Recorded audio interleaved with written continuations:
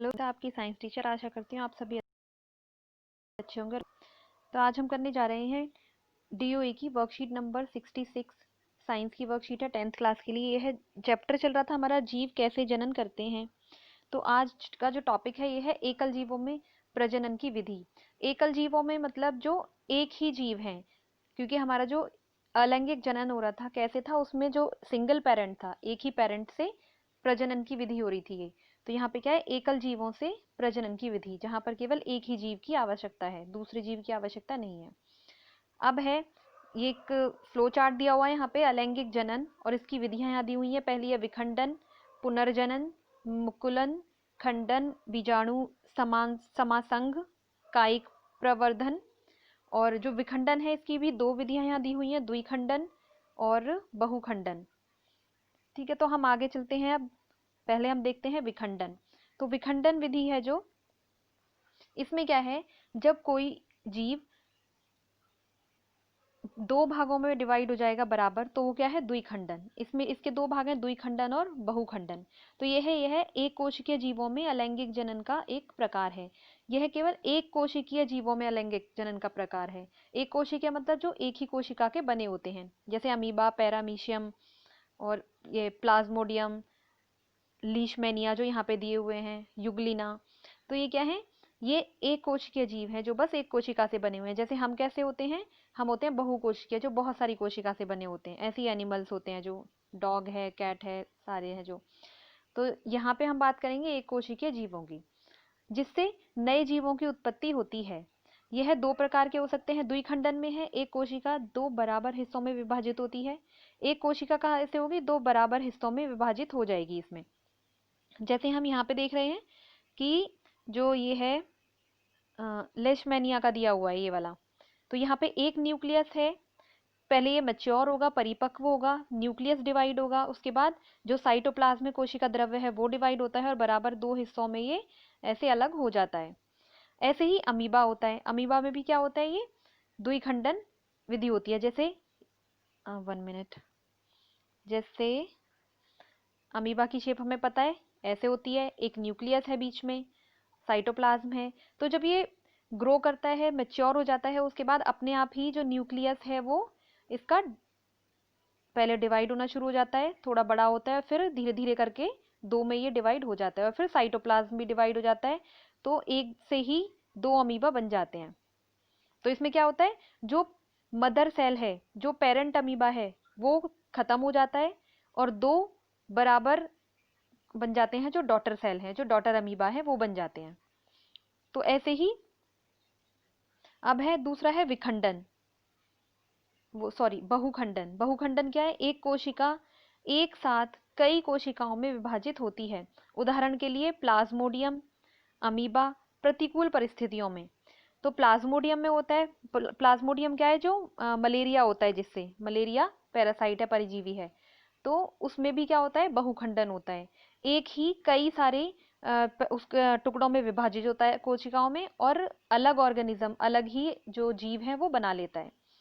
तो इसमें एक लाइन है, ये अमीबा प्रतिकूल परिस्थितियों में बहुखंडन भी करता है। प्रतिकूल परिस्थितियां कौन सी होती हैं, जब परिस्थितियां उसके अनुकूल ना हो, जब लग रहा हो कि एनवायरमेंट में कुछ चेंजेस हैं, या जो भी कुछ चेंजेस आ रहे हैं, तो उन्हें लग रहा है कि द्विखंडन से काम नहीं चलेगा और बहुखंडन करना पड़ेगा, मतलब बहुत सारे अमीबा बनाने पड़ेंगे जल्दी जल्दी। तो उस वाली कंडीशन में क्या बनाते हैं ये, प्रतिकूल में करते हैं ये बहुखंडन। ऐसे ही कुछ जीव होते हैं जो एसेक्सुअल रिप्रोडक्शन करते हैं, वैसे अलैंगिक जनन करते हैं, लेकिन जब एडवर्स कंडीशन होती हैं, जो प्रतिकूल परिस्थितियां होती हैं, उनमें वो सेक्सुअल रिप्रोडक्शन भी करते हैं।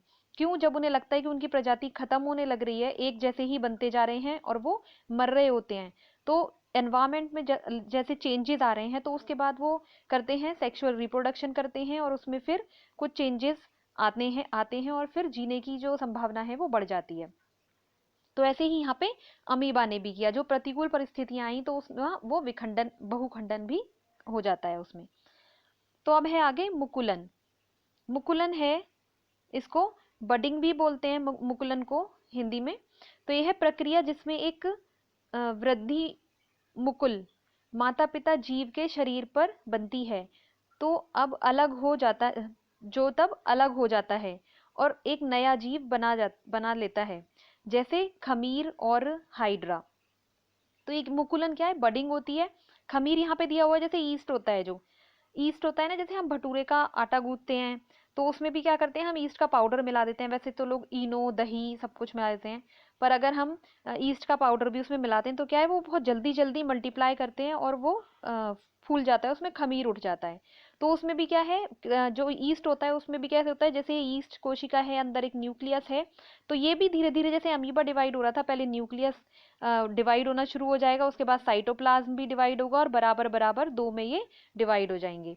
तो ये कैसे हुआ, पहले बड निकलती है यहाँ पे, फिर न्यूक्लियस यहाँ पे पहुंचता है और तब होता है। लेकिन अमीबा में कैसा था, बडिंग नहीं थी वहां पे, एक ही दो में टूट रहा था। यहाँ पे पहले बडिंग होती है और वो बडिंग धीरे धीरे है जो अलग होती जाती है, जैसे यहाँ पे अगर हम दिखाएं ये तो ऐसे, और फिर अलग हो जाती है ये बडिंग, न्यूक्लियस अलग अलग हो जाते हैं इनके।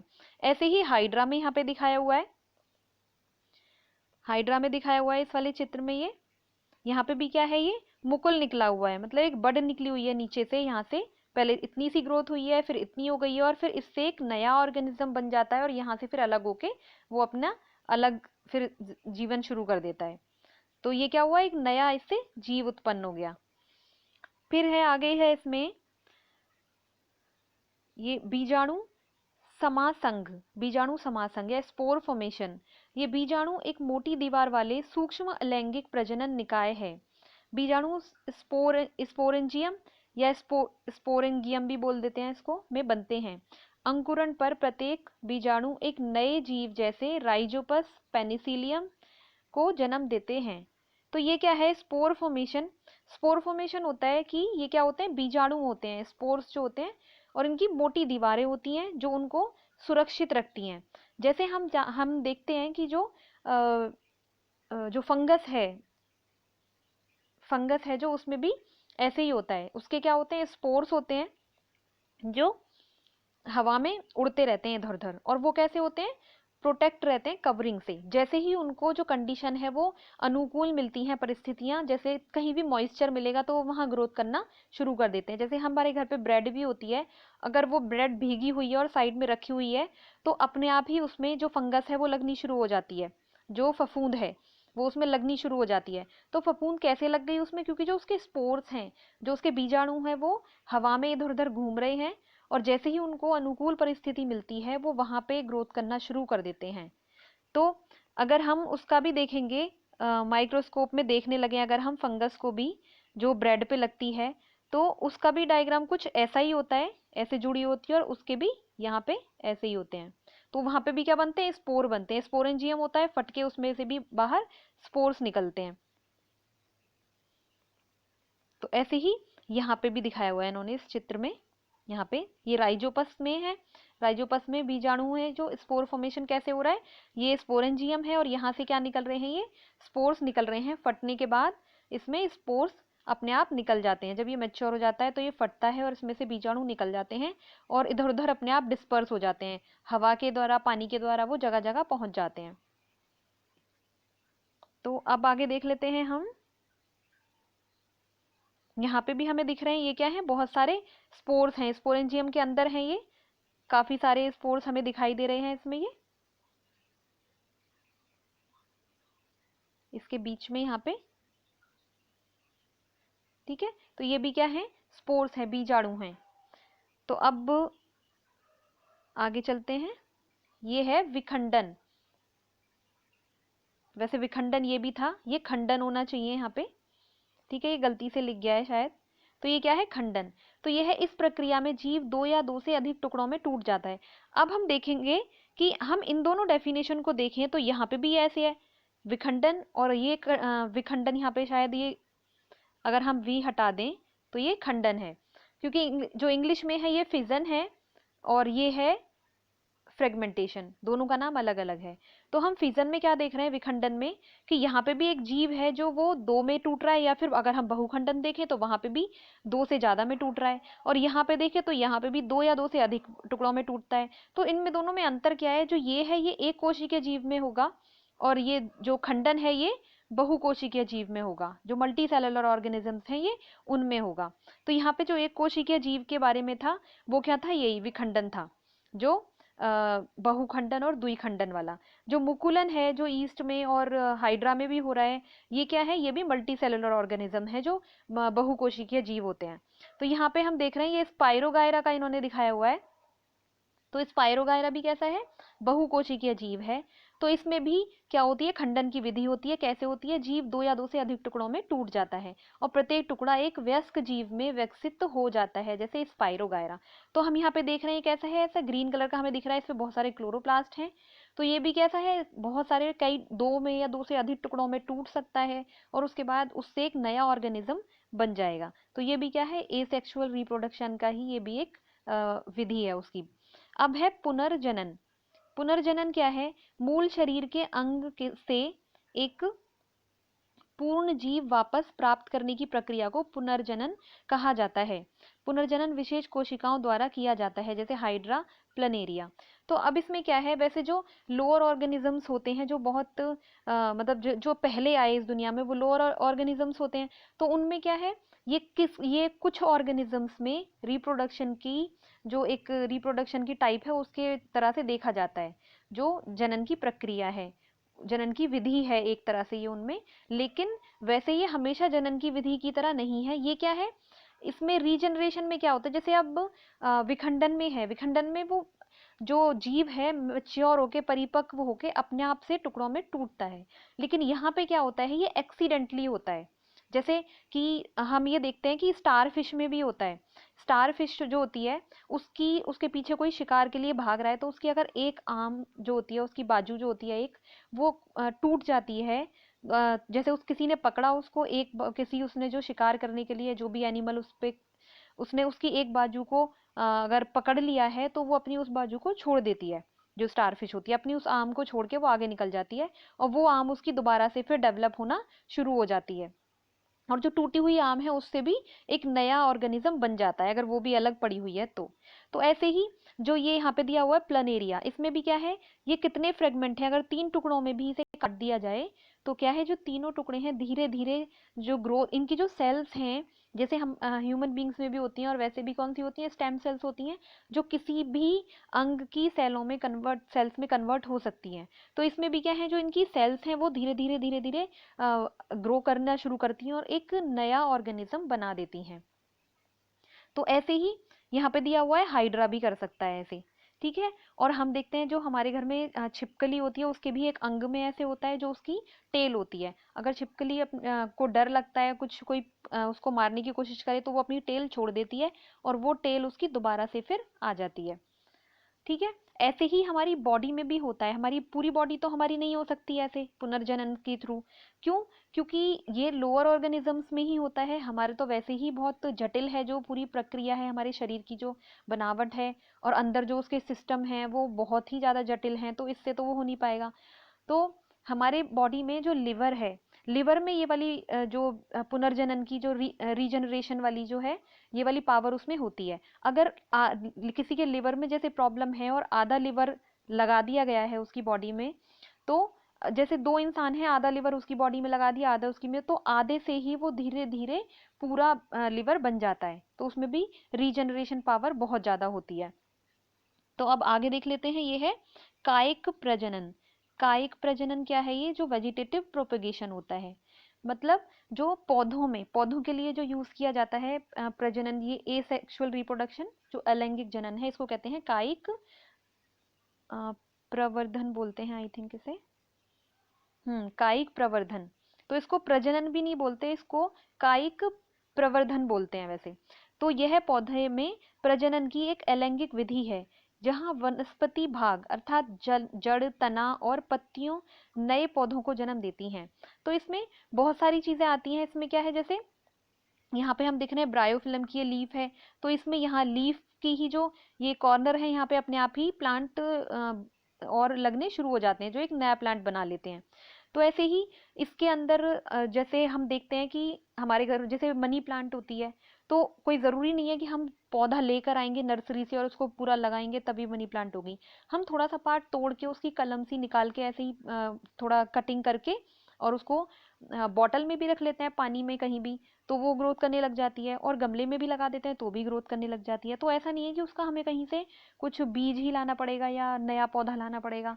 ऐसे ही रोज का जो पौधा होता है वो भी, अब मान लो जैसे दो बच्चों में कंपटीशन होता है कि दोनों को रोज का जो पौधा है गुलाब का वो लगाना था कि किसके में पहले फूल आते हैं। तो एक बच्चे ने उसके बीज लगाए थे लाकर, और दूसरे बच्चे ने उसकी कलम काट कर किसी पौधे की, और अच्छे से उसको खाद वाद लगा के मिट्टी में, और तब उसको उगाया। तो फिर क्या हुआ था, जो बीज था उससे तो छोटा सा ही पौधा जब तक बन पाया, लेकिन जिसने काट के वो कलम लगाई थी उसमें कटिंग करके, उसका पौधा बहुत जल्दी ही बड़ा हुआ, और जो कलियां थी वो खिलने भी लगी। लेकिन उसने जो लगाया था उसमें एक दो कलियां पहले से थीं, तो फिर वो पौधा जल्दी से ग्रोथ किया और उसमें फूल भी खिलने लगे। तो वो कंपटीशन कौन सा बच्चा जीतेगा, फिर वो वाला जिसने की कलम बना के लगाया था, उसको कटिंग करके लगाया था। तो अगर हम बीजों से लगाते हैं तो वो एक बहुत लंबा प्रोसेस हो जाता है, बहुत ही टाइम कंज्यूमिंग हो जाता है, कि टाइम लगता है उस चीज में। और इसके द्वारा बहुत जल्दी हो सकता है। ऐसे लेयरिंग भी होता है, जैसे लेयरिंग में भी क्या होता है कि कोई पौधा है, सॉरी ये कोई पौधा नहीं है, जैसे जैसे कोई पौधा है ऐसे लगा हुआ है और जड़ है उसकी यहाँ पे, तो क्या करते हैं, अगर ये नीचे की साइड ऐसा झुका दें इसको, पौधे को, जैसे इतना बड़ा है, तो क्या करते हैं पौधे को इतना नीचे झुका के और मिट्टी में ऐसे दबा देते हैं यहाँ पे। तो क्या होता है, दबाने से ये वाला पौधा है जो ये तो अपनी जगह पे है, और जो ये वाला पौधा है ये भी एक नया पौधा बन जाता है। तो ये क्या होता है, लेयरिंग होता है। ऐसे ही ग्राफ्टिंग भी होता है, क्राफ्टिंग भी होता है। तो बहुत सारे इसके जो टाइप्स हैं वो हैं जिनके द्वारा वेजिटेटिव प्रोपिगेशन है वो किया जा सकता है। तो अब देख लेते हैं इसके क्वेश्चन आंसर। तो इसका पहला क्वेश्चन है, द्विखंडन बहुखंडन से किस प्रकार भिन्न है। तो इसका आंसर आप लिखेंगे यहाँ से कि द्विखंडन बहुखंडन से किस प्रकार भिन्न है। एक कोशिका दो बराबर हिस्सों में विभाजित होती है, उदाहरण भी लिख देंगे आप। बहुखंडन में एक कोशिका एक साथ कई कोशिकाओं में विभाजित होती है, उदाहरण भी लिख देंगे इसमें। राइट। अब है क्वेश्चन नंबर 2।